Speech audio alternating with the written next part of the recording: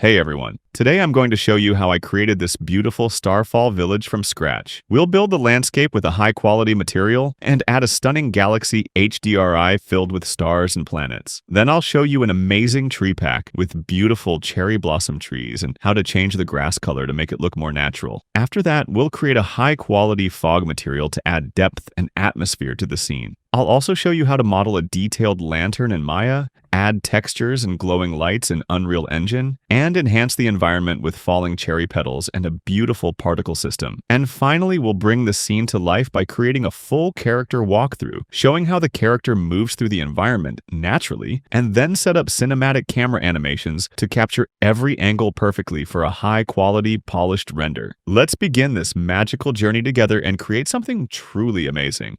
So first thing first, we'll open the Epic Games launcher and go to the Library tab at the top. You can use any version of Unreal Engine, but here I'm using Unreal Engine 5.6.1. Just click the launch button below it, and Unreal Engine will start loading once it opens. You'll see the Unreal Project browser panel here. We don't have to do much. Just go to the second tab called Games, and then set the project location from the folder icon. Choose where you want to save your project at the top. You'll see different templates. Select third person. This step is important because later I'll show you things that work only with the third person template. After that, on the right side, give your project a name. For now, I'll name it Cabin.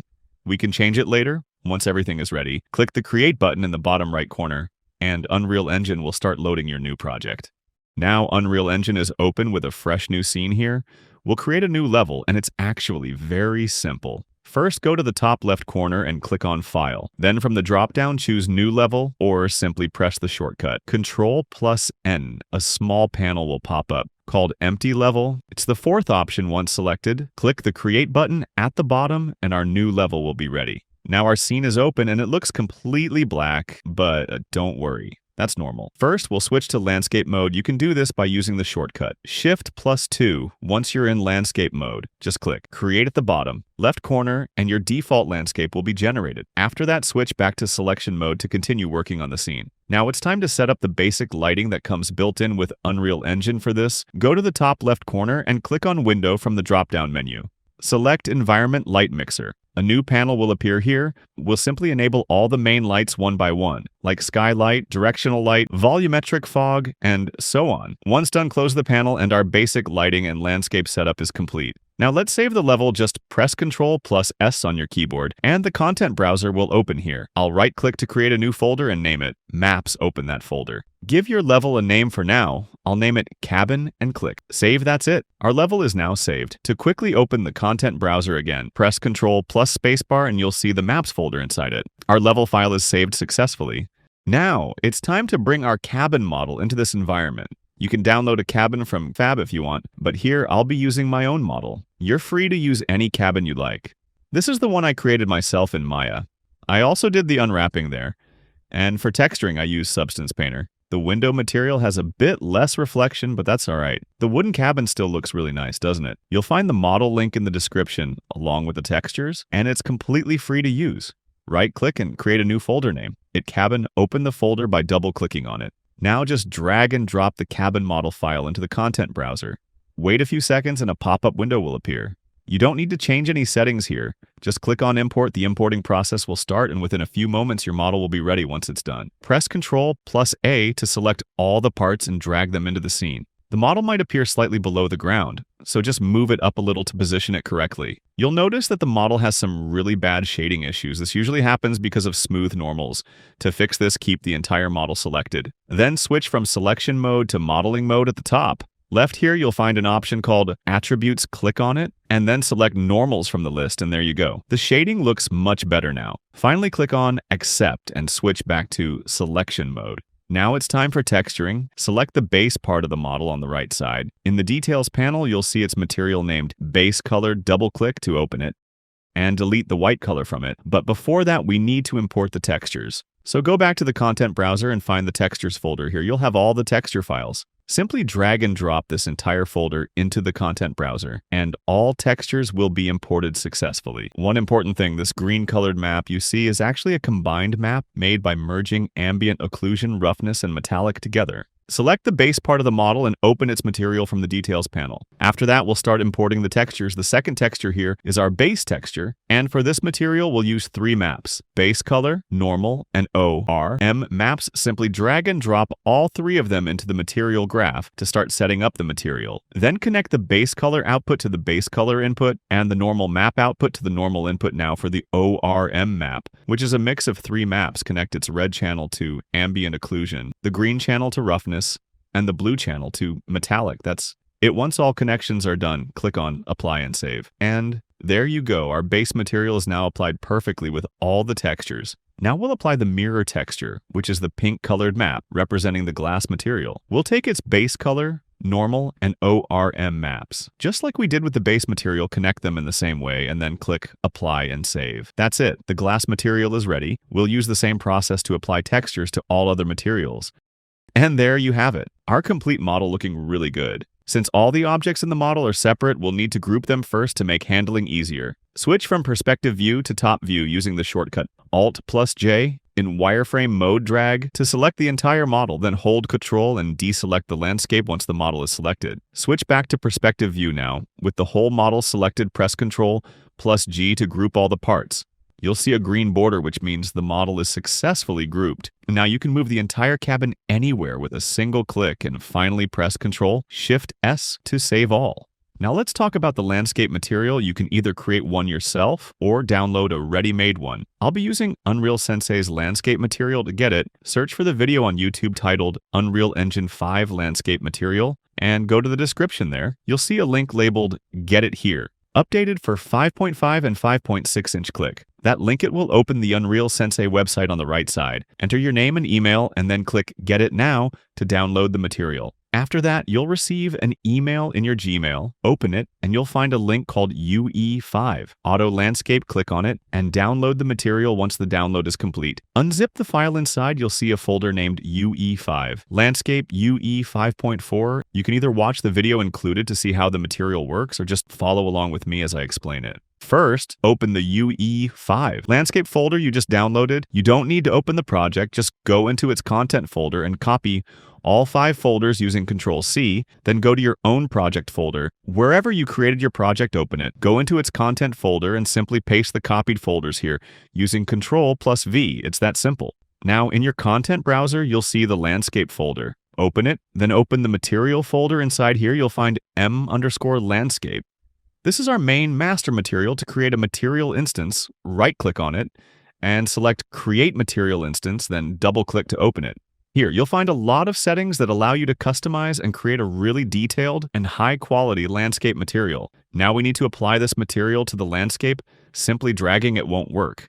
So first select the landscape, then in the details panel on the right, you'll see landscape material before doing that. It's easier if you set your content browser to docs and layout for convenience. Now drag the material instance onto the landscape material slot. At first, the landscape will appear completely black, but don't worry, switch to landscape mode from selection mode. Then go to the paint tab on the left. You'll see an icon at the bottom called Create Layers from Assigned Material. Click on it. Now you'll see all the available materials. First, click the plus icon on the first material, choose Weight Blended Layer, and click Save. The landscape might still look black. So right-click on the first material and select Fill Layer, and that's it. The material is applied.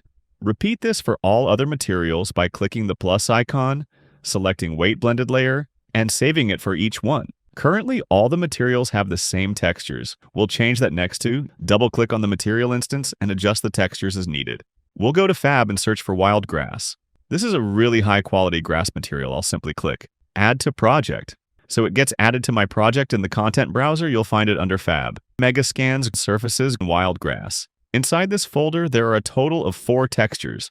Next, open your landscape material instance, and here enable a materials color A, roughness A, and normal A on mask A below, and enable it as well. This will serve as our roughness mask. Now we can simply drag and drop the grass textures, the base color into base color, the normal into normal, and the last ORM map into mask, and that's it. The grass texture is now applied to the landscape material. If the material looks a bit flat, we'll enable a material cell bomb and slightly darken its tint color to give it more depth. Once that's done, just click Save, and you're good to go. If you see a warning in the top right, simply click Rebuild, and it will be resolved. Now I'll move our grouped cabin model to one side of the landscape. The advantage of having it grouped is that with a single click, we can grab the entire model and drag it exactly where we want.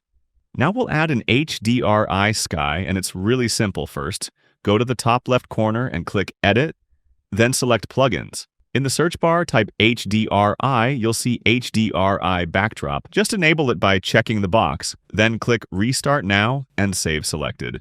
Once the project restarts and opens again, double-click on your level or map to open it and continue working. If the scene looks too bright, here's how to fix it. Click the plus icon at the top. Go to Visual Effects and drag a post-process volume into the scene. This creates an empty box. Now select the post-process volume. Scroll down in the Details panel and enable Infinite Extent, Unbound. Next, go up to the exposure settings. Enable metering mode and exposure compensation, switch auto exposure histogram to manual, and set the exposure compensation value to 13. Don't worry, we'll fine-tune this later to get the perfect look. Now it's time to add the HDRI. Click the plus icon, go to Lights and find HDRI Backdrop, then drag it into the scene. Place it slightly below so it's under the landscape. In the Details panel on the right, set its size to 1,500,000.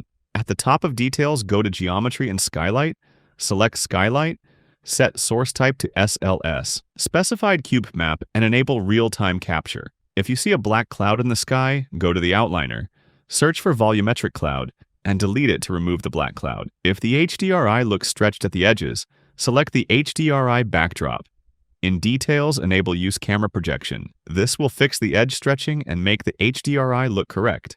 Now it's time to add a bookmark. Go to the specific position in the scene where you want to save a view that you'll return to. Often then press Ctrl+1 on your keyboard. You'll see Saved Bookmark 1 appear at the bottom. Right. After that, you can move anywhere in the scene and simply press 1 on your keyboard to instantly return to that saved position. It's a really cool and handy trick. Now that everything is set, it's time to change the HDRI and use the Galaxy HDR. I first go to ArtStation, click on Shop, then go to Marketplace. In the search bar, type Free Galactic 8K HDR.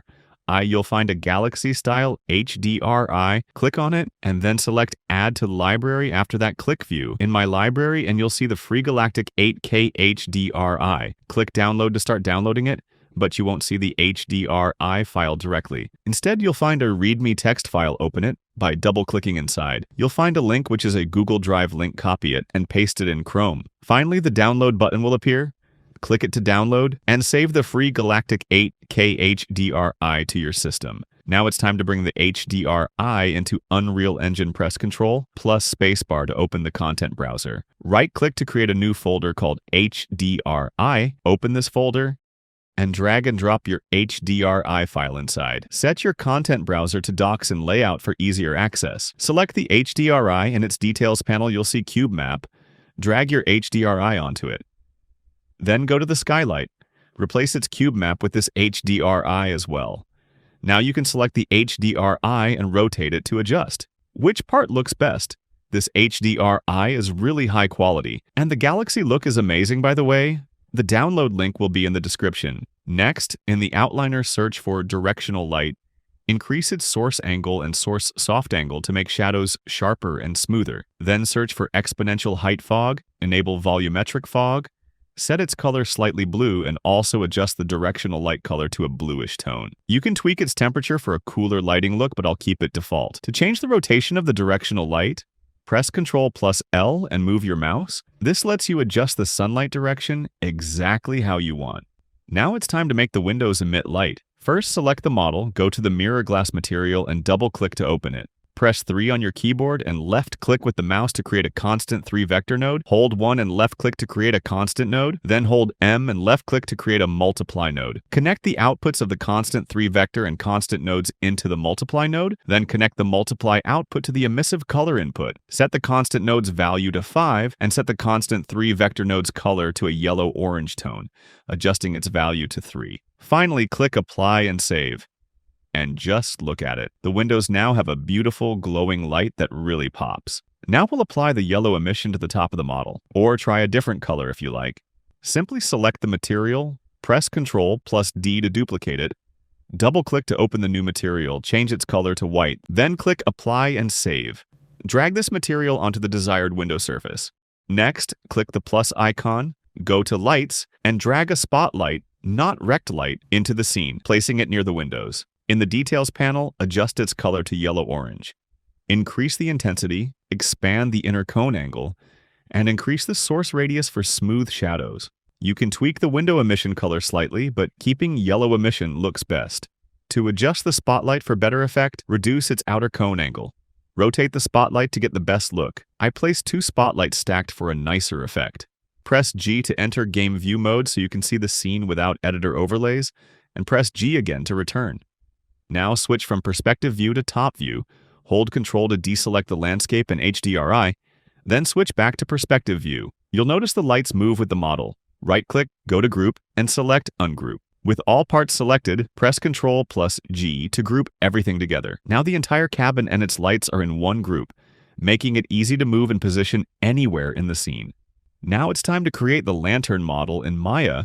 You can also use Blender if you prefer. First, search Lantern Front View on Google and pick a good front view reference image. I'll use this particular image, but you can choose any. Right-click on the image and select Save As to download it. Open Maya and here's a quick navigation guide. Alt plus left-click to rotate, Alt plus right-click or the scroll wheel to zoom, Alt plus middle mouse to pan.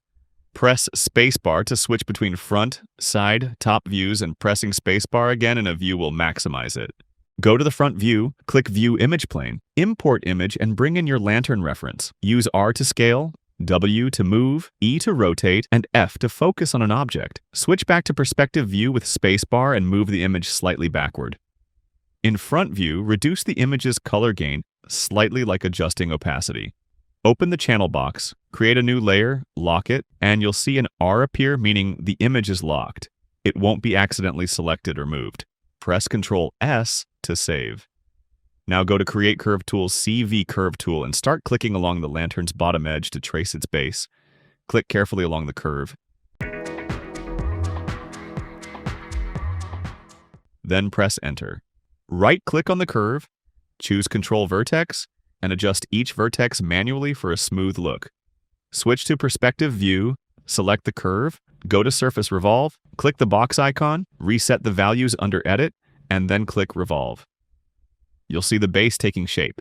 If there's a gap at the bottom, select the curve again, go to Control Vertex, and drag the last vertex inward to fill the base. Adjust the top partially the same way for a clean look. Continue refining the vertices until smooth. Once the base is done and everything looks good, you can delete the original curve while keeping the modeled mesh selected. Next, we'll finalize the lantern parts. For each part, select the model and click Center Pivot, Delete by History, and Freeze Transform. This cleans up the geometry. Then you can delete the curve used for modeling. That's it. Super easy. For the glass part, repeat the same process. Use CV Curve Tool, trace the glass shape in front view, click along the edges, then press Enter. Move the curve slightly upward, go to Surface Revolve, and adjust the curve vertices so the top is partially closed. Smooth out the shape as needed, then click Center Pivot, Delete by History, Freeze Transform, and delete the curve. The top unique design follows the same technique. In front view, use CV Curve Tool, zoom in, and carefully trace the design. Then go to Surface Revolve. Adjust points for a cleaner look and close the top. Once satisfied, clean it with a center pivot, delete by history, freeze transform, and delete the curve. For the side circle, even if the reference image is slightly off, it's fine. Go to Poly Modeling Curve Circle. Drag it, move it to the center, and scale it down. With the circle selected, go to Create Sweep Mesh, adjust Scale Profile to 0.004, change interpolation from Precision Mode to EP, and set its scale to 1 or 2. Next, create the side handles. Use CV Curve Tool, trace the handle shape, then create a circle, set sections to 10 in the channel box, and select vertices one by one with Shift, moving them inward to form a star-like shape. Select the star curve and the handle curve together, then go to Surface Extrude. Click the box icon, enable At Path, Component, Profile Normal, and click Extrude. If it looks black, select the extruded surface and click Reverse Direction in the Surface tab to correct normals. Finally, scale the star slightly, press 4 for wireframe mode, adjust Control Vertices inward, then press 5 to return to shaded mode. Refine the star shape and scale until it looks perfect. This gives you clean, precise handle shapes ready for the lantern. Once everything is set, grab the handle and apply center pivot. Delete by history and freeze transform. Then delete all the curves used for modeling. For the opposite side, simply Shift plus drag to duplicate, press E to rotate, and place it nicely. Our lantern is looking great. Next, I made some smaller parts like the side circle and added a gear on top. Just scale, move, and rotate it into place. For the long rope, use CV Curve tool. Click along the path, then apply Sweep Mesh, adjust the scale values, and tweak the control vertices. Once done, select both ropes, Shift plus right-click mirror, and adjust the mirrored rope vertices for a natural look.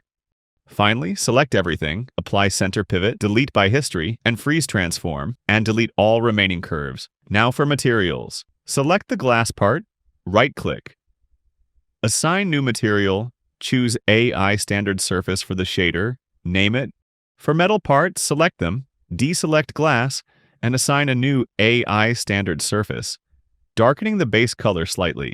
Important, some objects may still be curves or revolves. Fix this by selecting them in the outliner. Modify, convert, NURBS to polygon, choose quads, and apply. Delete the original curves afterward. Repeat this for all revolve-based parts, including the base. Once the lantern looks correct, press Shift plus right-click smooth, then Ctrl plus G to group it. Name the group Lantern. Don't forget, with the group selected, apply center pivot, delete by history, and freeze transform. Finally, export the lantern as FBX via File, Export Selection. In Unreal Engine, create a folder called Lantern, drag and drop the FBX inside and import. Scale the lantern to 50 in the viewport, adjust normals in modeling mode if needed, then place it on the ground. Last step, save all. Your lantern model is now fully set, grouped, and ready in Unreal Engine. If you don't see the lantern folder in the content browser, simply select the lantern model in the viewport and press Ctrl plus B. This will highlight the model in the content browser. On the side list, you'll now see the lantern folder. Click to open it. Inside, you'll find the two materials we applied in Maya. Start with the metal material, double-click to open it, and delete the base color. Now we'll set up the lantern materials. First, for the metal material, right-click in the graph to search for nodes. Or faster, hold 3 and left-click to create a constant 3-vector node. Hold 1 and left-click for a constant node, then hold M and left-click for a multiply node. Connect the outputs of the constant 3-vector and constant nodes to the multiply node. Set the constant node's value to 3. Adjust the main metal graph, roughness 0.1, metallic 1, specular 0.5, roughness 0.5, 0.4, and tweak the constant 3-vector color to a subtle gray. Apply and save. Your metal material will now look properly metallic on the lantern. Next, for the glass material, double-click to open it, delete the base color, then add nodes. Multiply, hold M, constant, hold 1, and constant 3-vector, hold 3. Connect the constant node to roughness, set value to 0.2, and the constant 3-vector to base color, tweak the color to a soft gray. Set the material's blend mode to translucent, then connect the roughness to opacity, and increase the value to 0.4. Apply and save. Your lantern's glass material is now complete, and the lantern's materials are perfectly set up. Now, let's grab a point light from the Lights menu and set its intensity to 0.2. Then position it right in the middle of the lantern. First, go into the lantern's material and enable two-sided shading on both the metal and mirror materials. And hit apply and save, then select the point light and change its color to a warm orange and increase its intensity to 2. Next, click the plus sign and grab a cylinder from a Shapes. Scale it down a bit, then select the lantern, right-click, go to Group, and ungroup it. Now position this cylinder precisely in the center of the lantern. Switch to wireframe mode with Alt+2. The point light slightly upward and the cylinder inside the hollow part. Now duplicate the cabin's orange mirror material with Ctrl+D, apply it to the cylinder, open the duplicate material, delete all the textures, apply, and in the base color slot, add a constant 3-vector node, then place the point light in the middle now. Switch from perspective to top view. Select the entire lantern while deselecting the landscape, and HDRI, hold Alt and duplicate it above the cabin, rotate it to face the front view and float it in the air.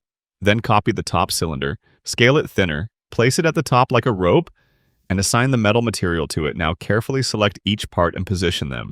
As I'm showing, tweak the point light intensity, reduce its attenuation radius, Increase the source radius for better shadows, adjust rect light settings, delete one rect light, rotate the rest inward, fine-tune inner and outer cone angles and source radius, and adjust rect light so it doesn't poke outside the cabin. Remember to soften shadows by adjusting radius. Then from perspective, switch to top view. Select the cabin along with the lantern inside while deselecting HDRI, and landscape from control. Check in perspective. Keep everything selected. Right-click, ungroup from group if needed, then select all and press Ctrl-G to regroup. So, now the entire cabin, including all lights and lanterns, moves together, and finally don't forget to hit Ctrl-Shift-S to save all, and we're done. Now we'll start sculpting the landscape. So first, switch from the selection mode to the landscape mode and stay under the Sculpt tab. The first brush here is the Sculpt brush. Select it and then simply left-click and paint on the landscape to raise the surface a bit. Once that's done, switch from brush number 4 to the Flatten brush and start painting with it at the same height so the surface stays even while going up. Move slowly with the Flatten brush, adjust the brush size if needed, and shape the area around the cabin. If your cabin sinks below the ground, don't worry, we'll lift it up later. Now use brush number 3, the Smooth brush, to smooth out the edges of your sculpted areas. Keep painting gently to create a slightly raised and straight area across the landscape. It's simple, just spend a little time refining it from one end to the other. Next, use the Flatten brush again to raise the back part of the terrain, but avoid lifting the front area. We'll keep it lower to build a rocky pathway there later. Now switch back to selection mode. Grab the cabin and move it slightly upward so it sits properly above the ground. Hold Alt and drag the cabin to make a copy, then move this copy toward the front. Turn on rotation snapping and rotate it 180 degrees, just like I did. Then adjust its position a little further apart, so there's enough space between them for the character to run through. To adjust lighting, hold Ctrl+L and drag the mouse to move the directional light. See how cool it looks now? But I'll keep mine as a day scene. Let's hit play and test the character. Looks good. The cabin size fits nicely with the character's height.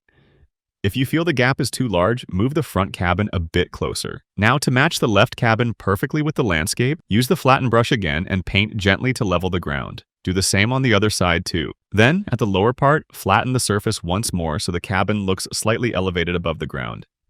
Keep brushing along the left side as well to smooth everything out. Then grab a rec light, place it at the front of the cabin, rotate it, and change its color to a warm yellow-orange tone. Set its intensity to around 2 for a nice soft glow. Finally, take the post-process volume and move it below the landscape. Now just spend a bit more time refining your sculpt. And that's it. Our landscape is done. Now we're going to start building the village. First, grab both cabins and hold Alt while dragging them forward to duplicate. Just like this. Move the new copies a bit ahead and then bring them slightly closer together for a natural layout. Hit play to test how it looks in-game, and once you're done, press Escape to return to the editor view. After that, duplicate the rect light as well and move it forward along with the new cabins. Next, select the cabins on the left and right sides. Duplicate them again and place them further ahead in the same direction. Adjust their position slightly, move them around just like I'm doing, and give them a bit of rotation for a more natural, uneven village look. Finally, copy the rect lights for these cabins too and move them in front. This way, we're slowly building a cozy little village layout. Now grab the cabins on both the left and right sides and duplicate them again by holding Alt. Move each one forward manually and add a little rotation for variation. This time, select the 4 cabins on the right side. Slightly reduce the rotation snapping value so you can rotate them more smoothly, then rotate and move them backward to create a bit more open space. Don't forget to duplicate or copy the rect light forward as well. Next, take the 2 front cabins again and move them forward a bit. Adjust slightly on the X and Y axes and give them a bit of rotation too. It's starting to look really nice. Before continuing, select all 5 cabins on one side. Rotate them a little and move them backward to leave enough space for a clean road or pathway in between. Remember, you can press G to toggle game mode anytime to preview the scene without editor icons. And yes, if you notice me coming back to the same camera view again and again, that's because I've saved a bookmark there. You can do that too by pressing one. Now rotate and adjust the cabins on the left side as well. Move them back slightly, and once done, hit play to test how it all looks. Don't forget to copy the rect light forward again for consistent lighting across the village. Once again, grab the 2 front cabins and duplicate them. Then manually adjust each one, move them forward a bit, give them slight rotation, and position them naturally to maintain variation. Also, make sure to copy the rect light and bring it forward to match the new cabin's placement. After that, duplicate the last row of cabins again and fine-tune their placement manually. Keep checking your scene from the same bookmarked camera angle to maintain a consistent look. Just press 1 to jump back to your saved view anytime. Finally, select all the cabins on the right side and move them slightly, adding a bit of rotation to create a more natural and open road pathway. Keep tweaking until the flow of the scene feels perfect and visually balanced. We'll do the same thing again. Duplicate the cabins one more time. But remember, this can put some load on your PC. If your system specs are on the lower side, keep fewer cabins and still give it that village-like look. I'll keep adding more cabins forward to expand the scene gradually. Continue copying and adjusting them manually. Move them slightly ahead and repeat the same process on the opposite side too. And once more, duplicate only the right side cabins this time and rotate them in a way that creates a curved or rounded layout, giving the whole area a more natural village shape. Still, give a bit more rotation towards the right side and move them forward. Now it's starting to look perfect. Also, move each rect light forward to match the cabin's position. It's super easy. Just adjust from the front view. And one very important thing, don't forget to save all, because if Unreal crashes, you could lose everything. So always stay careful. We'll expand the village one more time. Luckily, we grouped all the cabin parts earlier, otherwise selecting each one manually would have been a pain. Duplicate the whole group again using Alt+Drag, and if you notice some cabins floating in the air, don't worry. We'll fix that later using the Sculpt tool on the landscape. For now, just focus on expanding the village layout, and remember to keep the distance between cabins balanced, not too wide. Now we'll only duplicate the cabins on the right side and give them a slight rotation to create a nice curved look. Duplicate them again, rotate a little more, and repeat this one more time. I'm curving it like this, so that from the front view, the end of the village isn't directly visible. Just keep rotating the right side cabins gradually until you get that rounded village layout, and that's it. You can duplicate them a few more times depending on what looks best to you. Now look at that, really starting to take shape. On the left side, if you feel the last few cabins are too much, you can duplicate and rotate a couple for balance, but don't overdo it. If something doesn't look right, just delete and apply changes. Done, all the cabins are now in place. You might notice some cabins floating in the air. That's totally fine. We'll fix that easily using the Sculpt and Flatten brushes in landscape mode. Just move around the cabins and sculpt the ground under them slightly upward. Then use the Flatten brush to level the top area so all the cabins sit nicely on the ground. It's simple, just takes a bit of patience and attention. Do the exact same process for the right side as we did for the left. Make sure each cabin sits perfectly on the terrain. And one more important thing, keep the road pathway in the middle slightly lower. Don't raise it too high because it looks better when the path stays at a lower level. And by the way, this cabin model is the one I created myself, but if you want, you can always download a more detailed or high-quality cabin from the internet. The choice is completely yours. Now we'll open our landscape material and replace the existing D material with a proper road texture. So first, head over to Fab and search for Worn Pavement. It's a super high-quality texture that gives a perfect, realistic road look. Once you find it, just click Add to Project, and it'll be imported directly into your Unreal project. Now open your landscape material, and inside it, enable the base color, roughness, and normal options for the D material. Also, make sure to enable Mask D below. This will convert the roughness into a mask. You'll see 3 textures appear: base color, normal, and ORM map. Simply drag and connect the base color to D's base color input, normal to normal, and ORM map to Mask D. That's it. Next, go back to landscape mode, switch to the paint tab, and select the D material layer. Now start painting your road directly on the landscape. Just drag your mouse in a straight line like a pathway. The tiling looks a bit large, so let's fix that. Set the D material's size value to 0.2 and increase the normal strength from 1 to 3 for better surface depth. Now you'll notice the texture looks sharper and more detailed, perfect for a village road. You can close the material panel now. Start painting your road across the village. Just keep dragging with the left mouse button to paint, and if you make a mistake, hold Shift to erase. Continue this until the road stretches all the way through your village. We don't need it to be perfect since the camera won't focus too much on the far areas. A simple, natural look is enough. Press 1 to jump back to your saved camera view and check the alignment. To make the edges of your road blend smoothly with the landscape, paint lightly around the borders. This helps it merge naturally into the ground. If you've gone too far, again, hold Shift and erase gently. We'll also give the road a slight curve at the end so it feels more natural. On the left side, curve it slightly too. This space will be perfect for placing a large tree or foliage element later for a better composition. Looks great, right? But right now, all the cabins look identical, so let's randomize them a bit. First, pick any one cabin, right-click and ungroup it. Then, delete the stairs and the side barriers. This will help add variation across the village instead of everything looking the same. Let me show you a cool trick. Instead of selecting all those wooden sticks one by one, there's a faster way. Just hold down Ctrl plus Alt plus Shift, then drag your left mouse button around the entire area. This way you can select all the sticks at once. If something from the backside gets selected by mistake, simply hold Ctrl and deselect it. Once you've got the right selection, just hit Delete. Easy and satisfying, right? Use the same method for the sticks on the left side too. Remember the shortcut, Ctrl plus Alt plus Shift plus left mouse drag, and you can quickly grab everything in one go. We'll do the same thing for the left side. Grab all those sticks together using the same shortcut. Remember it, Ctrl plus Alt plus Shift plus left mouse drag, and boom, everything gets selected. In the same way, we'll move on to the second cabin on the left. Delete its stairs and the stair barriers.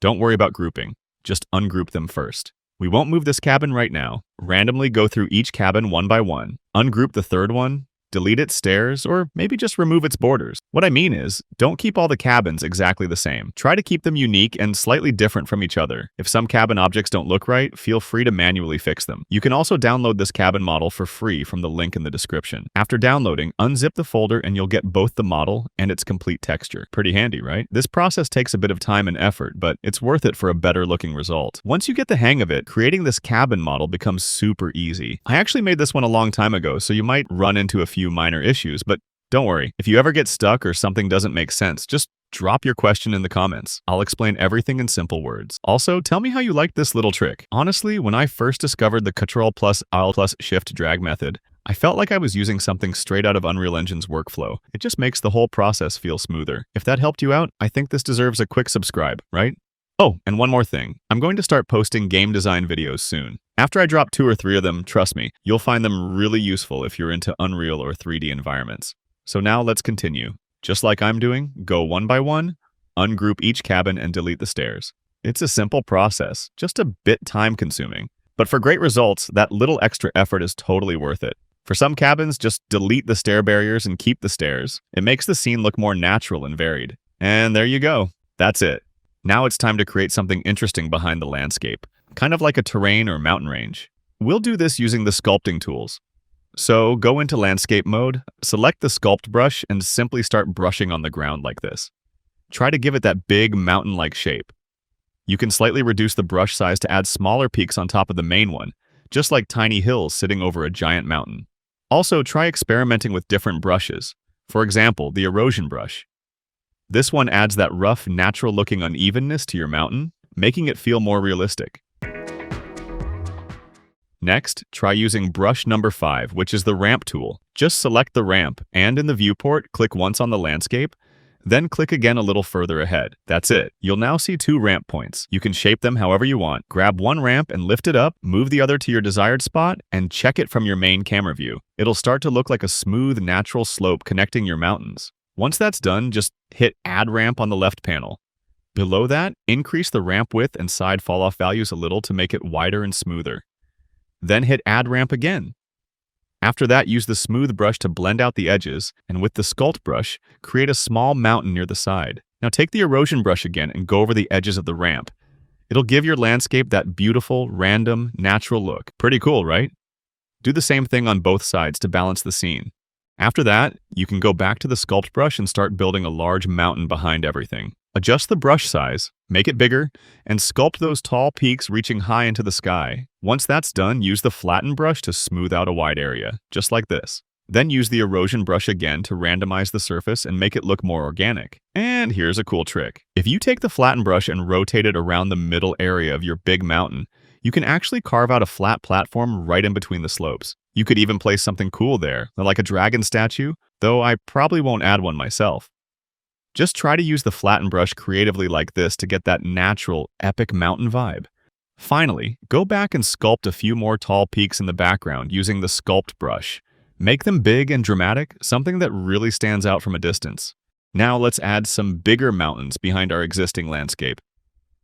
First, head over to Fab and search for gigantic sandstone terrain. This is a really high-quality model, so just click Add to Project. Once it's in your project, drag it into your scene. The model is huge, so move back a little and place it carefully in the background. Make sure the scale lock icon on the right is enabled, then scale it up to about 5. Position it nicely in the back, and once it's placed, Alt-drag to duplicate it to the other side. Rotate it a bit to make the placement feel natural and duplicate again as needed. Next, lower your HDRI a little so the mountain sits properly in the scene. Then continue duplicating and moving the mountain around until it basically surrounds your scene in a 360-degree circle. Spread them out a bit, some closer, some farther away, so that when we add fog later, the mountains gradually appear in depth. Place them just like I'm showing and push them back as much as your scene allows. It'll give an amazing, immersive look. Now let's sculpt the edges a little, just like before. Use light, gentle strokes to give the ground a subtle mountain-like shape. Don't make it too high or too dramatic. Just small, gradual bumps so the ground doesn't look completely flat. Click lightly, layer by layer, and you'll see it shaping nicely. That's it for this part. Next, it's time to add some trees. Let's go with cherry blossom style trees. First, head over to Fab and look for the pack called Stylized Tree. This pack has really high quality stylized trees with lots of different color variations. Click Add to Project so it's added to your Unreal project. Once it's in your project, open the Stylized Tree Pack folder. Inside, go to the Meshes folder and enable the Static Mesh filter on the side. You'll see a bunch of really cool trees here. I'm going to pick this pink one that looks just like a cherry blossom. Drag it into your scene and place it. It might take a moment for the shaders to compile, but once it's ready, you'll notice the wind effects are already applied, making the tree feel alive and dynamic. Now, after checking these out, you'll notice a really cool white hanging vine-like tree at the end. It looks amazing. Next, we'll paint them in lines. First, switch from selection mode to foliage mode. Then pick the trees you want by holding Control and clicking to select them one by one. Once you have all the trees selected, drag them into the Drop Foliage type box. And there you go, they appear ready to paint. Make sure your paintbrush is selected. You can test it by clicking around and undoing with Ctrl+Z if needed. Now, I'll select all the trees with Ctrl+A and then uncheck the blue check on top. This disables all trees. Then just select the pink tree and enable its blue check. This ensures only the pink tree will be painted. Next, adjust its scale X values. Set the minimum to 3 and the maximum to 5. Now you can paint, but if it looks too crowded, switch the brush type to single, which lets you place one tree at a time with clicks. Then reset the scale to a minimum of 1 and maximum of 3. You can either place the trees one by one or drag to paint them in a line. Place trees around the cabins for a nice look. Once you finish the right side, move to the left side. Increase the paint density to 2 and drag to paint the trees there as well. Finally, save your scene with Ctrl+Shift+S. For a different tree type, just uncheck the pink tree's blue check and enable the blue check on the green tree to start painting it. Here's another cool trick. Select all your trees and make sure the blue check is enabled. Then, down below, you'll see an option called Align to Normal. Make sure to disable it. If it's enabled, your trees will paint tilted and uneven according to the landscape, which can look messy. By disabling it, the trees will stay straight while painting, giving a much more realistic look. Now, only enable the blue check on the pink tree and start painting it in front of the left cabin. You can also adjust these trees manually. Just use the Select option at the top left. Then grab your tree to move, rotate, or scale it. Make sure snapping is turned off and position the trees nicely. Once done, disable the blue check on the pink tree and enable it for the blue tree. Set its scale between 2 and 3 and paint density to 2 with the minimum at 1. Now, start painting these trees around the cherry blossom trees, and you can erase with Shift if needed. Focus on both left and right sides to maintain a consistent color tone in the scene.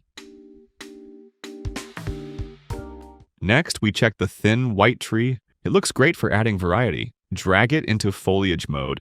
Set its scale from 1 to 3, and paint it behind the pink and blue trees for a layered effect. You can also place it with a single click wherever you like, on either the left or right side, even next to the cabins for a more natural arrangement. Now, for the red trees, set their scale between 1 and 4 and paint density to 4, then place them behind the scene. These red trees look amazing when scattered a little randomly. Just use a single brush and the paintbrush tool to place them. It's really simple. We'll do the same for the thin trees in red, green, and pink shades. Drag them from the content browser into the scene, Adjust their scale, rotation, and position, and place them behind the cabins in the middle. You don't even need to go into foliage mode unless you want to fine-tune placement or add more trees. Make sure the trees sit properly behind the cabins.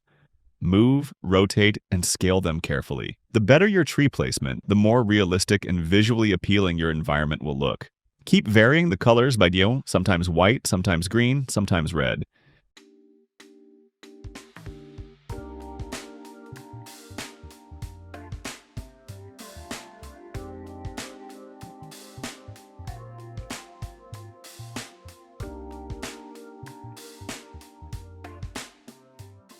And once you finish one side, select all the trees, hold and Alt to duplicate them, tweak their rotation, and place them on the other side. This way, the left side will look just as perfect as the right. Now, you want to fill the scene with trees in a full circular pattern, just like I'm doing, making sure not to leave any empty spots behind the pink, blue, or red trees. Next, for a standout tree in the middle, grab a white tree directly from the content browser and place it toward the back, along the middle of the road path, just like I positioned it. To create a base for this tree, switch to Selection Mode in Modeling. Go to Create, select Disk, set the radial slice value to 128 for a full circle, and click Accept. Move it up using W, scale it, and make it thicker by going to Polygroup Edit, selecting only faces in the selection filter, and then using Extrude to adjust the thickness. Click Accept when done. Go back to Selection Mode and place this base exactly under the tree. Now for the bark, select the tree, go to Details, click the folder icon under the bark material, and drag the material onto the tree base. You can experiment with different bark materials, but I used a light-colored bark which looks perfect. Adjust the tree and base position as needed to make it look natural. If you want, you can also search in the content browser for a pine bark material, add it to the project, and apply it to the tree base. It instantly looks much better. Move and tweak the tree placement until it feels right, and now this centerpiece is complete. Next, let's add some rocks to our scene. Go to Fab, search for Icelandic rock, and click Add to Project. Drag it into your road pathway, adjust its position slightly into the ground, and then duplicate it to create variety. You can also try other rock models like Nordic rock and place them in different spots. When the rocks look too dark, open their material, double-click the texture, and adjust the brightness in the settings until it looks natural. Now move, rotate, and scale the rocks so they blend nicely into the ground. Don't make them all identical, keep it random like real roadstones. Place rocks along the full pathway, mix different sizes, and slightly sink some into the terrain for a natural look. You can even place a few rocks in the green landscape areas for more realism. Once all rocks are placed, it's important to add collision. Double-click each rock, go to the collision option on top. Select Auto Convex Collision from the drop-down, and click Apply. You'll see green lines around the rock, meaning your character can now interact with it, walk on it, or bump into it. Test by playing the scene. Now your pathway looks much more realistic with all these rocks in place. First, make sure you install the Temperate Vegetation Foliage Collection Pack. This will be important later. Click Add to Project and select the highest version, 5.5 or above, so it works perfectly in your 5.6 project. After that, rotate your directional light using Ctrl-L to give a warm, sunset-like look. Don't worry if it looks a bit dark now, we'll fix that later. Next, we need to place the rect lights we added earlier in front of every cabin. Simply select a rect light, hold Alt, and drag it to the next cabin. Some cabins might be rotated or positioned differently, so adjust each light manually to match. If the lights feel dim, set their intensity to 3, or experiment with 4 to 5 to see what looks best. After finishing the right side, duplicate all the rect lights and move them to the left side, adjusting rotation as needed. Apply the same placement for every cabin on the left side so the lighting is consistent and visually balanced.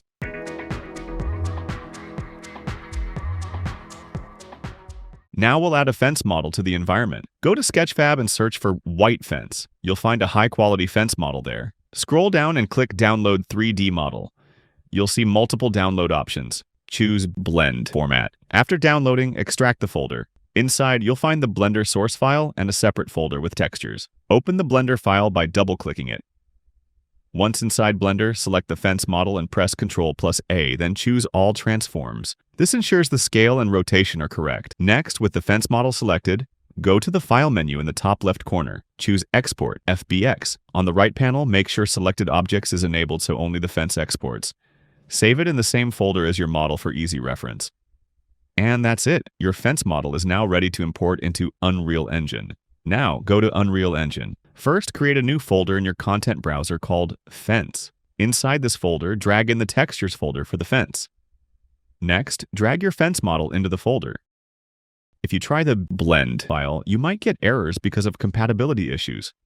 To fix this, go back to Sketchfab and download the fence as a GLTF file.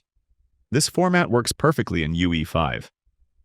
Once you have the GLTF file, drag it into your fence folder and import it.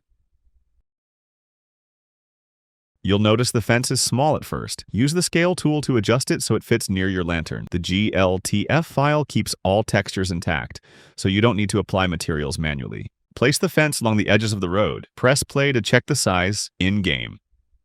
Adjust the scale from the side panel. I recommend scaling it to about 4 times for this scene. Finally, position it carefully along the road, keeping it close to the lantern, slightly behind it for a natural look. Grab this fence model in your view, hold Alt, and drag it into position.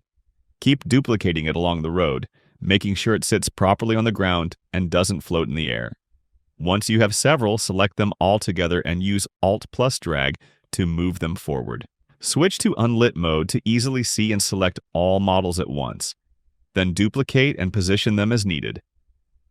Your goal is to extend this fence along the edges of the road, manually tweaking rotation and placement so it follows the curves naturally and doesn't block the pathway.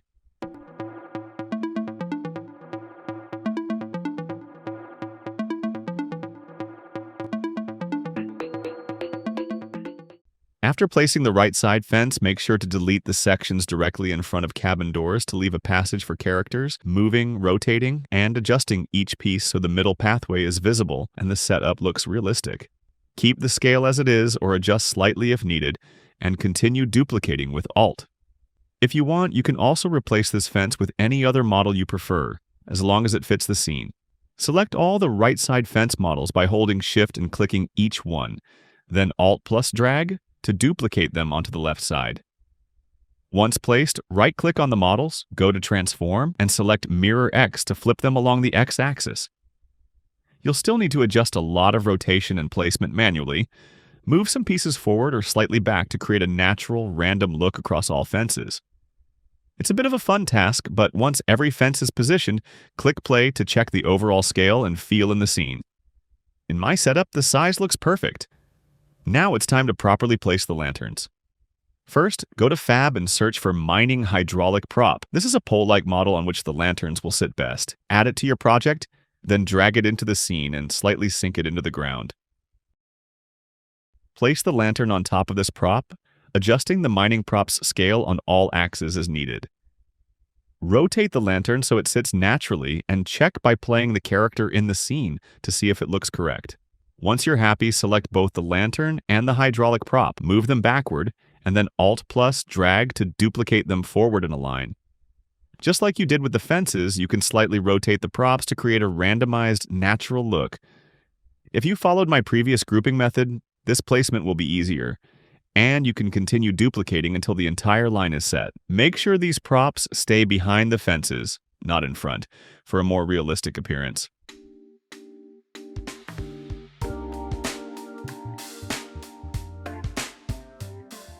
After finishing the right side, move the same lantern and hydraulic props to the left side and duplicate them the same way. Since the lantern is already a group, you can select it in one click, rotate, and place them randomly along the left side, keeping them near the edges of the cabins rather than directly in front.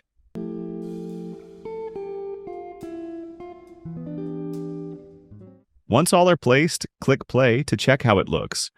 You'll see how nicely it enhances the scene. If the middle part of your scene looks a bit dark, you can fix it by placing rect light strategically. Start by adding one rect light and rotating it so it shines onto the ground. In the Details panel, increase its width and height and set its intensity to around 1. You'll notice a visible difference in lighting between before and after. Switch to Lit Mode Detail, lighting so you can clearly see the light effect. Duplicate the rect light using Alt plus drag and position them forward along the road. Place them in the middle carefully and adjust rotation so the light only affects the road, not inside the cabins.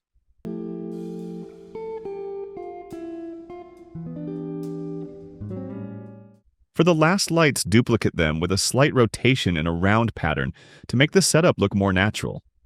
I added a slight blue tint to my rect lights for a cooler effect.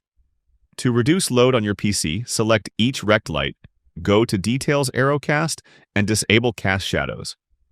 This prevents VSM warnings during gameplay, and turning off shadows won't affect the light's visibility. After placing all the lights, press play to check the result. Once satisfied, hit Ctrl plus Shift plus S to save all.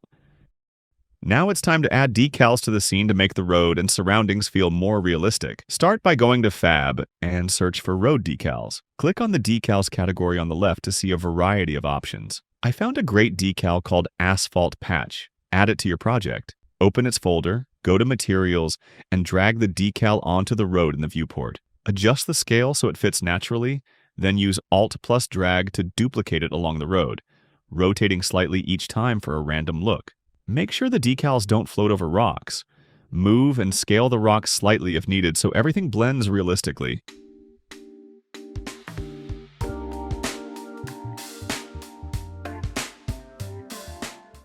Next, I added another decal called Wall Rusty Leakage for water reflection effects. Add it to the project, drag it from the material folder into the scene, scale it down and place it at cool angles.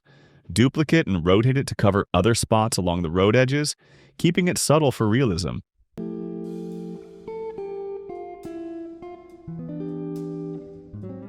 Another great decal is Burnt Grass. Add it to the project, drag it into the viewport, scale it appropriately, and place it across the terrain. Avoid placing decals on top of fences for a cleaner look. Duplicate and randomly rotate decals with Alt plus drag to give natural variation.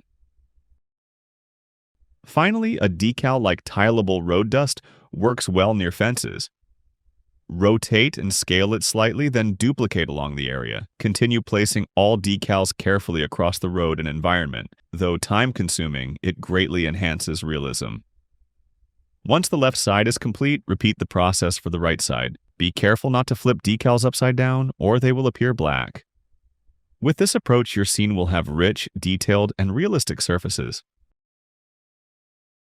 Now it's time to fill the empty areas between the fences and cabins with grass to make the environment feel alive and natural. You'll be using a pack called Temperate Vegetation Optimized Grass Library. Add it to your project and make sure you select the highest Unreal version, even if it's 5.4. Once imported, you'll see a folder in the content browser called PN Grass Library. Open it, enable the static mesh filter, and you'll find a variety of high-quality grass meshes. Switch to foliage mode from selection mode. Drag the grass meshes into the foliage brush and adjust the settings. Set the painting density to around 500 to 1000 and the scale between 0.3 and 0.8. Make sure the static mesh checkbox is off so the grass doesn't paint over cabins or fences. Then simply paint the grass across the green landscape areas, focusing on spaces between fences and cabins. Avoid placing grass on the road, as it will break the natural look. Keep the brush size small to maintain a realistic density. Once the right side is complete, repeat the same process for the left side. If you want, in future videos, I can show you how to use procedural content generation to paint large areas of grass quickly, which is great for huge environments.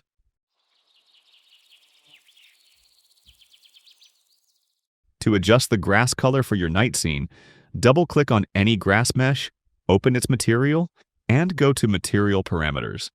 Enable Tint and change the color. Darker greens work well for nighttime. Repeat for other grass variations so each type has slightly different shades. Once done, save everything and play the scene. Your grass should now blend naturally with the landscape, enhancing the overall look beautifully. Now it's time to add some flowers to bring life and color to your grassy areas. You should already have downloaded the flower pack I mentioned earlier. If not, add it to your project because it's really high quality. Switch to foliage mode and start with the white flowers. Drag them onto the grass areas, set the painting density to 10 and the scale between 0.5 and 1.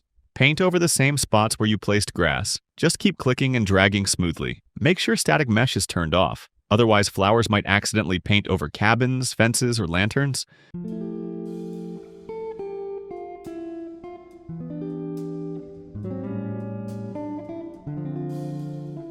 Next, move on to the pink flowers. Set their painting density to 20 and scale from 0.4 to 0.8. Paint them over the grass and the white flowers to create a layered, natural look.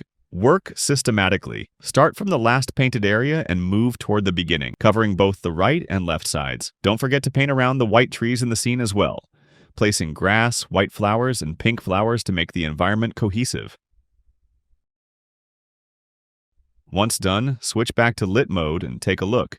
You'll see that the flowers blend beautifully with the grass, adding color and depth to the scene. The combination of white and pink flowers over green grass makes it look lush and lively. Now you can add yellow flowers to further enrich your environment. In foliage mode, drag the yellow flowers onto the scene and set their scale between 0.5 and 3. Start with a painting density of 59 to quickly cover the areas, then reduce it to 20 so the placement looks more natural and less overwhelming.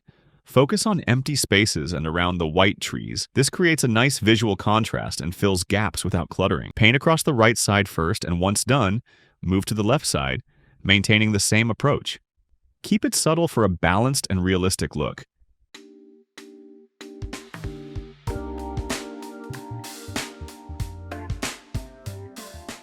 Now it's time to place larger flower clusters. First, go to Fab and search for flower foliage. Download Kalmia latifolia carousel and Gold Mound spirea red flowering, setting the license to personal so you can add them to your project for free. Once added, place them around the cabin stairs, red flowers on one side, pink flowers on the other. Duplicate and place them with slight scale and rotation variations to keep each cabin unique. For example, if one cabin has red flowers on the left, the next cabin can have pink on the left. After setting up the right side, Alt-drag the flowers to the left side and adjust move, rotate, and scale so everything feels natural. You can add more flowers from Fab if you want, but keeping just these two varieties already looks great. Continue this pattern for all cabins, alternating colors and maintaining variety until all stairs are decorated. This completes the placement of large flower clusters on both sides of the cabins. It's time to add old objects to the village. Go to Fab and find the pack called Old West Volume 2, Tradesmen, Tools, and Props, then add it to your project. While the pack is downloading, you can refine the decals placement, go into foliage mode and start painting or placing decals near the cabins, making sure they blend naturally with the environment. This keeps the area around the trees and cabins detailed and lively until the old props are ready to add. Once the Old West Volume 2 pack is downloaded, also make sure to download the Temperate Vegetation Spruce Forest pack. It's a high-quality tree pack we'll use here. Open the Old West folder in your project. Enable the static mesh filter and you'll see all the models. Start placing old-time objects like a vintage cart along the roadside, adjusting rotation and position so it sits naturally on the ground, and scale it slightly. Around 0.8 works well. Similarly, add other props like wooden logs and old tools around cabins, rotating and positioning them realistically. Now for the trees, go into foliage mode and drag 4 to 5 trees from the spruce forest pack into the scene. Set their scale between 0.2 and 0.9 and painting density to 20. To avoid trees painting crooked on slopes, make sure to disable Align to Normal so all trees remain straight. This creates a natural yet orderly forest look around your village. Now head over to the large mountains in the background and start painting trees along the peaks. Keep the scale around 0.8 to 0.9 for a natural look, and make your brush bigger to cover more area efficiently. Once you move to the front areas, you might notice some trees showing that unnatural transition effect. To fix this, we'll use a simple command, foliage.forceLOD0, then press enter. This will stop the tree transition effect and make everything blend seamlessly. For now, since the trees are putting a bit of load on your PC, let's focus on placing the Old West props along the sides of the road. Start by rotating the old wagon and positioning it naturally near the cabins. Use move and scale tools to place the wheels and any other unique wooden machines or old-time objects, arranging them creatively wherever it feels right. You'll also find wooden crates and broken tree logs. Scatter them around to add more character. Don't forget to place a wheel or two near the other cabin for variety. It's simple and mostly about your artistic sense, so just go ahead and place everything thoughtfully. Once done, hit Save All to preserve your work. Alright, now it's time to create the fog material for your scene. First, open the content browser, right-click, and create a new folder called Fog. Inside this folder, right-click again and select Material, naming it Fog, then double-click to open it. Here's your material graph. Start by selecting the graph and on the left side, find Blend Mode. From the drop-down, choose Translucent, which will set up your material for transparency. Next, go to the content browser, click All, and search for Noise. You'll find black and white noise textures. Pick one like T_Perlin_noise_M and drag it into the fog material graph. Right-click and add a multiply node, connecting the noise texture's RGB output to multiply A. Then, search for a radial gradient exponential node and connect its output directly to the base color. Now add another multiply node, connect the radial gradient exponential output to this multiplies A, and the B input will be connected later. Right-click, add a depth fade node, and connect its output to the B input of the second multiply. For the opacity and fade distance, right-click each and promote to parameter, setting both default values to 1. To animate the fog, right-click and add a panner node. Connect the panner's output to the UVS of the noise texture, then right-click the speed property and promote it to a parameter, setting its value to 0.005 so the fog slowly moves. Select all nodes and press C to group them as a comment, naming it Fog.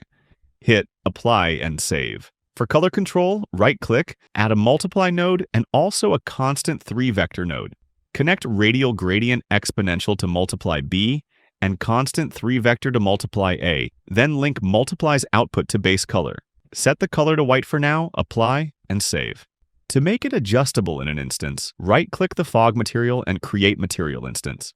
For the color, right-click the constant 3-vector node and choose Convert to Parameter, naming it Color. Now you can change the fog color directly in the material instance. To apply the fog in your scene, add a plane. From plus shape plane, rotate it 90 degrees with snapping on, then drag your fog material instance onto the plane. If the noise looks weak, replace the old texture with a better one like Tiling Noise 5, connecting all nodes as before. Adjust the scale, position it near the grass, set panner speed to 0.002, and tweak the color to a subtle yellow. Smooth out the fade distance for better blending. For multiple fog colors, duplicate the material instance with Ctrl-D, place it on another plane, change the color, for example blue, scale it up, rotate, and place it behind mountains. Adjust opacity and fade distance as needed. Continue duplicating and positioning these fog planes to fill the mountains fully, blending with trees and other elements for a realistic, atmospheric look. This way, your fog will have depth, subtle movement, and color variation, just like in my setup. Now, to add a simple yet effective fog effect in the mountains, start by placing a large fog material plane over the area. Duplicate it to cover the other side, making sure the mountains are fully enveloped in fog. This will give a nice atmospheric depth. Next, focus on the cabins. Take the yellow fog you previously created and slightly adjust its color toward a soft green. Not too harsh, just a subtle tint. Place these fog planes around each cabin, duplicating them as needed to cover all sides. You can scale them up or down and rotate slightly for variation, ensuring there are no empty spots or gaps in the fog coverage. For placement, let your creativity guide you. Decide which areas would look best with this fog, and which color variation suits the scene. Position the planes slightly above the grasses so that from any angle the fog looks consistent and dynamic. Repeat this process across the entire scene, especially along cabin edges and grassy patches, varying scale, rotation, and color subtly. This will make your fog look alive and natural, giving the environment a rich, immersive atmosphere. Here's a neat little trick for keeping your models looking clean. Sometimes when you place a model, decals appear to overlap on it, making it look messy. To fix this, simply select the model, go to its Details panel, and search for Receives Decals. You'll see a checkbox there. Just disable it by unchecking it. Now decals won't overlap that model anymore, and it will look perfectly clean in your scene. A simple but super handy trick for better visuals. Definitely worth a like. Now it's time to bring some life into our scene. First, go to Fab and search for Epic Zen Garden Pack. This pack has some amazing Niagara particle systems. Click View in My Library, which will open the Epic Games launcher. In the library, scroll down until you find the Epic Zen Garden Pack and click Create Project. Choose your location via Browse, select the highest possible version. Mine is 4.23, and then click Create.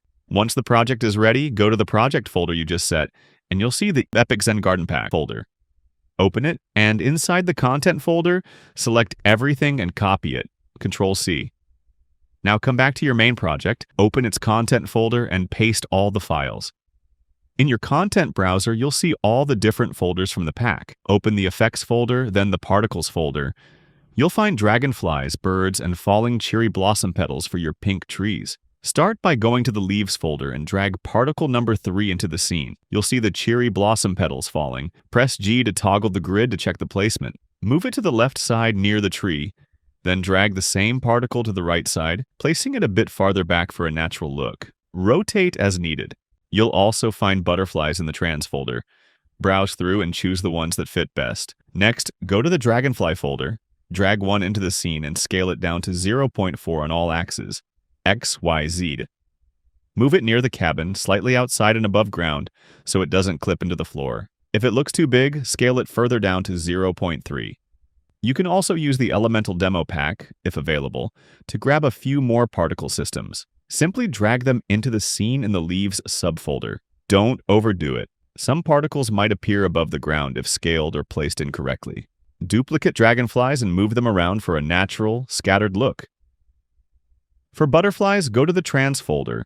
Grab particle number 3, place it near the white tree, and scale it to 0.3. Keep placing and scaling the butterflies and dragonflies along the scene's path. For birds, open the Birds folder and pick particle number 2. Place it above the cabin so it looks like the bird is flying over it. Finally, don't forget to add falling cherry blossom leaves behind the cabins. Place one particle system, then Alt plus drag to duplicate and move them along, making sure when the camera moves past the cabins, the falling leaves appear naturally behind them. Repeat this for the left side cabins too. This way, your scene will feel alive with subtle movement from leaves, butterflies, dragonflies, and birds. If you have the Elemental Demo Pack, you can use it to add some really awesome effects to your scene. First, go to the Elemental folder, then open the Effects folder. Inside, you'll find a folder called FX Atmospherics. Open that and you'll see all kinds of really cool fog and atmospheric particle systems. You can drag these directly into your grass areas to add subtle, dynamic effects that make the scene feel alive. The Elemental Demo Pack is full of amazing Niagara particle systems, from gentle mist and magical fog to fire and mystical effects. They're very high quality, visually striking, and easy to place in your environment to give it that extra wow factor. It's perfect for adding a touch of magic or realism to your outdoor scenes. First, go to Fab and search for the pack called Realistic Starter VFX Pack Volume 2. Simply add it to your project and let it download. Once it's ready, open the folder and navigate to the Particles section. You'll find a lot of really cool particle systems there. Go to the Environment folder where you'll see fireflies that you can place around your lanterns for a magical effect. For now, we'll focus on another particle called P-Leaves Vortex. Drag it into your scene. You'll see leaves swirling around beautifully. Move it near the cabin, and in its details, adjust seconds before and custom time dilation to around 0.5 to 0.6, so it moves slowly and naturally. Duplicate it and place copies around the cabin and left side as needed. Be mindful not to overcrowd the scene. Use them sparingly in the best spots. You can also drag some slightly downward for a more natural look. Place the birds carefully above the cabin so they look cinematic, and for butterflies, adjust their scale to around 0.3. Duplicate them and place them near flowers on the cabin stairs for a lively effect.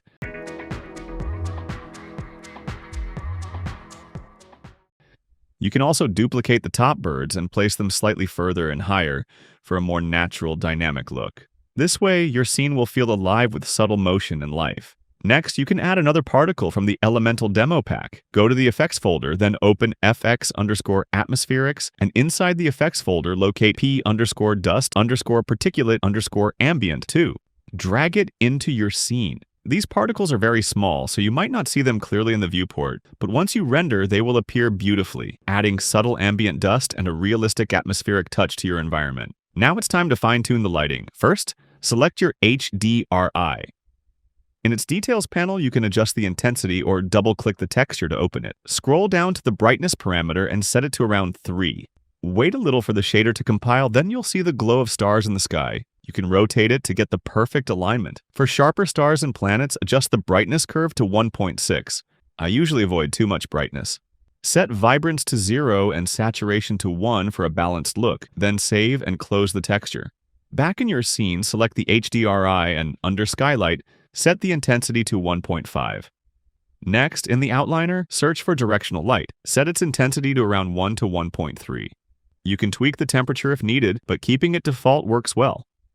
Under the volumetric scattering section, increase the value slightly so that your volumetric fog looks richer. Search for fog in the outliner. Make sure the volumetric fog is enabled. Adjust parameters like extinction scale, slightly higher, and start distance, a bit further, for a natural look.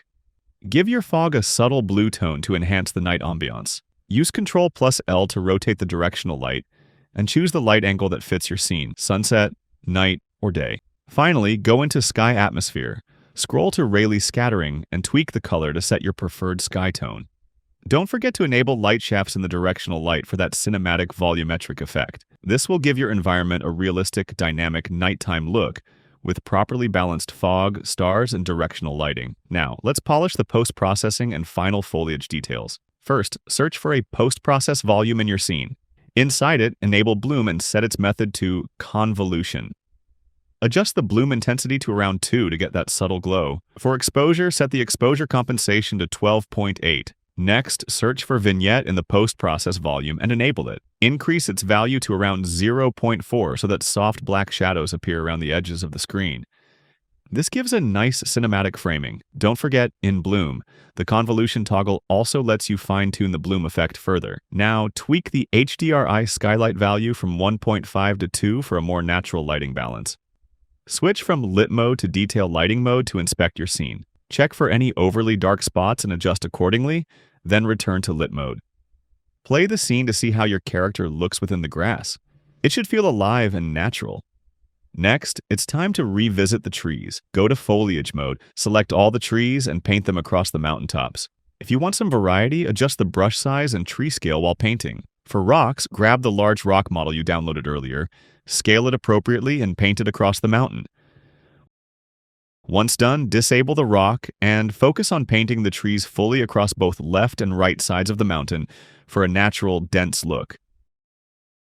Use the command foliage.forceLOD0 in the console to force high detail rendering and remove tree transition issues. If you ever want to reset it, use foliage.forceLOD-1. Next, duplicate your large fog planes and scatter them over mountains and behind trees to fill the space dynamically. Adjust scale and rotation to make it feel natural. Finally, add more grass and flowers in foliage mode, but be careful not to overdo it. Too much density will increase PC load. Paint around trees and mountains subtly, layering behind and between elements to create depth. This method keeps your environment lush yet optimized for performance.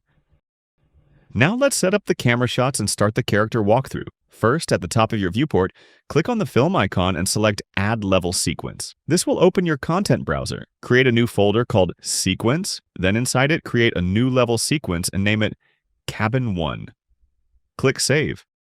Once the sequence opens, on the left side, you'll see a camera icon. Click it to add a cinematic camera actor to your scene. Select the camera, and on the right side, in its Details panel, set the film back to 16:9 DSLR. Adjust the focal length to 18mm and set the aperture to 3.3 to control the depth of field. To fine-tune, I set the focal length to 17mm for slightly wider framing. This setup ensures your camera captures the environment beautifully without unwanted overglow, giving your cinematic walkthrough a professional look. Now, let's expand the camera frame first. I set it to 500, then move the red line backward and also push the camera cut track back. Next, we'll set up keyframes. Go to the point where you want the camera to start. In the transform section of the camera, click the diamond icon. This sets your first keyframe. Then move the time slider forward to the point where the camera should stop. Adjust the camera in the scene to the final position, and click the diamond icon again to set the second keyframe. Move the time slider back and press play. You'll see the camera smoothly animate between the start and end points. You can try other angles too by setting a first keyframe at one position and a second keyframe at the last position, then playing with the spacebar to preview. This creates a dynamic cinematic camera animation. Once satisfied, you can render it, and next we'll prepare the character walkthrough for the final scene. Let me explain how you can create a really cool character walkthrough with dynamic camera shots from different angles. First, you can hit the play button at the top to see your character in action. You might notice that when the character stands over decals, the decals sometimes overlap awkwardly with the character's body and legs. To fix this, open the content browser and scroll to find the third-person folder.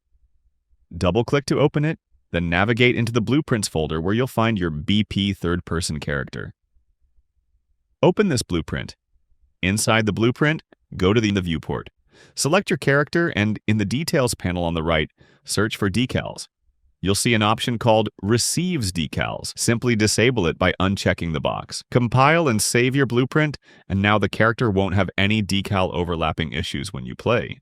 Next, we focus on setting up the camera for a cinematic walkthrough. Open the BP third-person character again. In the Components section, locate the camera boom and delete it by right-clicking. Then select the follow camera and drag it onto the character's mesh so it becomes a parented component. With the camera selected, go to the socket section in the Details panel on the right. Click the folder icon next to the parent socket, search for head, and select the head bone. Now the camera is parented to the character's head. Position the camera properly over the character's head. If the camera or character seems jittery, disable real-time viewport in the top right corner of the viewport. This will stop unwanted motion and allow precise placement. Rotate the camera along the x-axis by -90 degrees to align it correctly so it's not upside down, then adjust it slightly to sit nicely over the head. Finally, with the camera selected, go to the camera options in the Details panel and enable Use Pawn Control Rotation. This allows the camera to follow the character's movements naturally. By doing this, you'll have a camera that stays fixed to the character's head. First, go back up and enable Real-Time Viewport again. Then, on the left side, select BP third-person character, and on the right, search for pawn. You'll see the option. Use Controller Rotation Yaw. Enable it. This ensures the camera now rotates along with the character's movement. Don't forget to compile and save your blueprint. Return to your scene and hit play. You'll notice the camera is perfectly attached to the character's head, effectively converting your third-person view into a first-person perspective. You'll see the character's hands move naturally while walking or running, giving a realistic feel.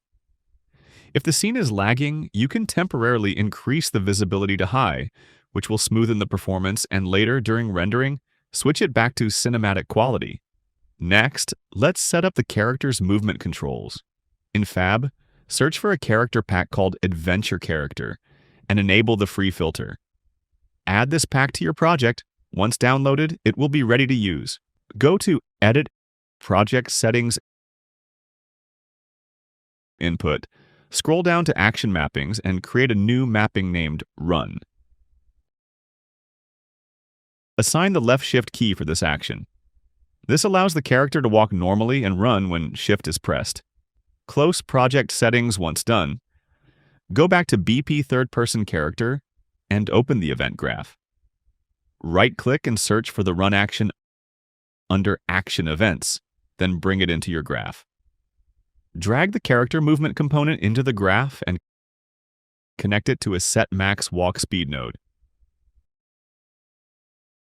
Link the pressed pin from the run action to this node and set its speed to 600 for running. Link it to the released pin and set the speed to 300 for walking. Compile and save. Now, when you hold shift while moving with WASD, the character runs. Releasing shift switches back to walking. Finally, let's change the character model. In your Adventure Character pack, select BP _ third-person character. And in the Skeleton Mesh dropdown, pick SK _ man _ full _ 4. This replaces your character with a fully dressed main character, giving it a more striking, ready-for-adventure appearance. Compile, save, and play the scene again to see your new character in action. Don't forget to save all, Ctrl plus Shift plus S, to keep everything updated in your project. This setup gives you a smooth cinematic character walkthrough with dynamic running and walking control, fully integrated camera, and a polished character model. Now, to record your character's movement, go to the top left corner, click on Edit, and then select Plugins.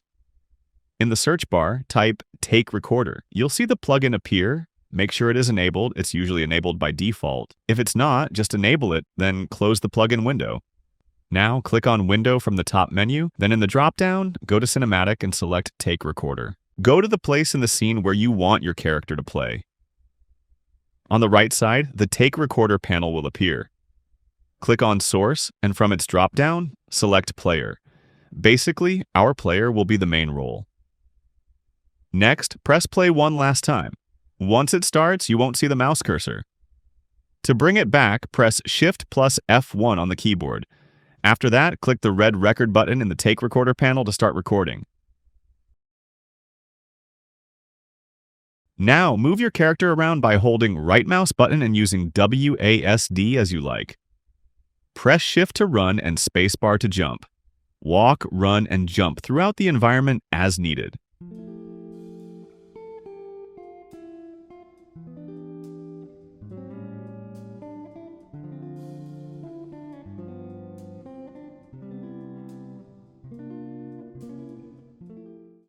Once satisfied, press Escape to stop recording.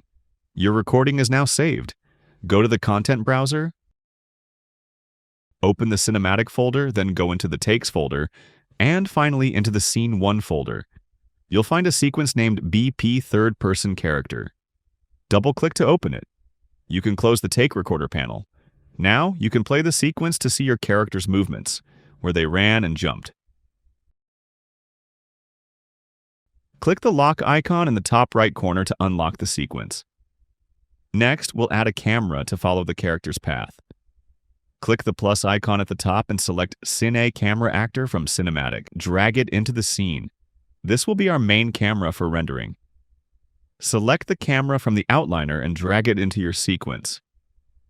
Set its focal length to 17 and current aperture to 3.3. Switch to perspective view from the camera dropdown to see both the camera and your character. Now, we need to parent this camera to the character. In the sequence, click the camera, go to Attach, you'll see BP underscore third person character underscore 0. Click it, then search for head and select it. Drag the attachment line to adjust the position. Now the camera is parented to the character's head. Search for the camera in the outliner, click on it, and press F to focus. The camera might be far away, so adjust the mouse to move closer.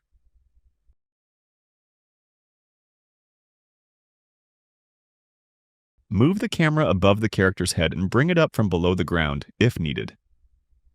Reset its rotation, then adjust it using the small preview box on the side to properly align it above the character's head. Rotate and move it carefully so it matches the blue camera reference.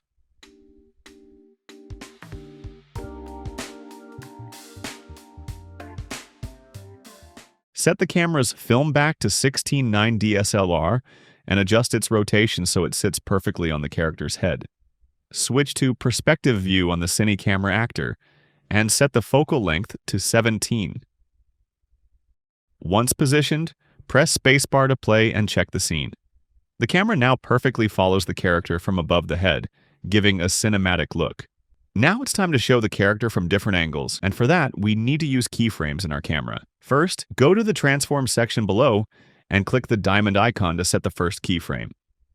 Then, move the camera to your desired location and click the keyframe again. Next, move the time slider forward by just one frame from the previous keyframe and adjust the camera so it moves to the side of the character. Once it's set, click to add another keyframe. Play the camera to check the movement. You'll see the camera rotate toward the character. Move forward in the timeline and set another keyframe in the same way. We can duplicate the first keyframe using Alt and place it a frame ahead. This will allow the camera to smoothly return to the character's head.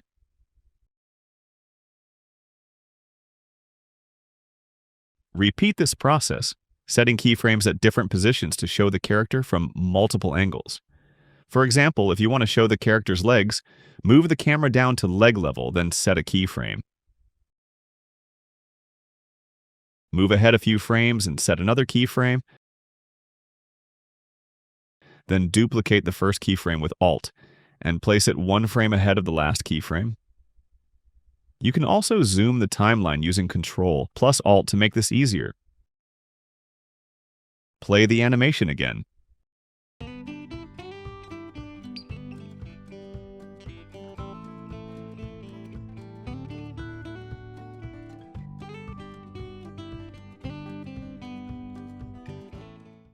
You'll see the camera moving around the character, following smoothly.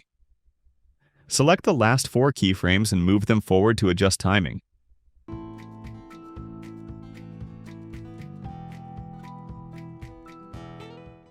You can also use the left arrow key to jump to the previous keyframe for precise adjustments. Finally, move the camera behind the character to a third-person perspective and set a keyframe there. This will make the camera follow the character from behind, capturing running, walking, and all movements dynamically. If you're completely new to 3D software and keyframes, this part might feel a bit tricky, but if you follow these steps exactly as described, it will work perfectly without any problem. Now that you have set up different camera angles in the character walkthrough, it's time to render this camera in high quality. For that, we need to enable a plugin. Go to the top menu, click Edit, then Plugins. In the search bar, type Movie, and you'll see Movie Render Queue. Enable it. Also below that, enable Movie Render Queue, additional render passes. After that, you'll see Restart Now at the bottom. Click it to restart Unreal Engine. Once Unreal Engine reopens, first go to your Maps folder and double-click the map named Cabin to open it. Then, open the same sequence again by going to the Content browser, opening the Cinematic folder, then the Takes folder, and finally inside the Scene 1 folder. Here, you'll find the BP third-person character sequence. Double-click to open it. Play the sequence to check. It will show your animation, camera movement, and walk through exactly as you set it up, and everything should look great. Now, it's time to render them. First, at the bottom of the sequence, next to the movie icon, you'll see 3 dots. Click on them. From here, enable Movie Render Queue. Then, click on the film icon. This will open the Movie Render Queue panel. Here, you will see the BP third-person character sequence. If it doesn't appear, simply click Render, and then select the BP third-person character sequence. You can select and render other camera shots in the same way. Next to BP third-person character, you'll see Unsaved Config. Click on it. You'll see a lot of variables here. First, delete JPEG, then click on Settings. Start by setting Anti-Aliasing, Temporal Sample Count to 32, and enable everything in that section. Click Settings again, then select the camera. Set shutter timing from frame center to frame close. Click Settings again and go to Console Variables. Click the plus icon next to the second console variable twice so you can write 2 commands. For the first command, type r.screen% and set its value to 100. For the second command, type foliage.force LOD and set its value to 0. Click Settings again and select Game Override, then click Settings and choose High Resolution. Enable Override Subsurface Scattering. Click Settings again, select EXR Sequence, and at the end, set the frame rate to 30. Click the 3 dots to select the folder where you want to save the render, then click Accept. Most importantly, at the top, set Viewport Scalability to Cinematic so that your render comes out in full cinematic quality. Finally, click Render Local, and the rendering will start. At the beginning, shaders will compile a bit, then the render will begin. That's all for today's video. If you didn't understand any part or face any problem, feel free to ask me in the comments. Also, let me know how you liked this video. If you found this video valuable, make sure to subscribe to the channel. Your one subscription gives a lot of motivation, and that's it.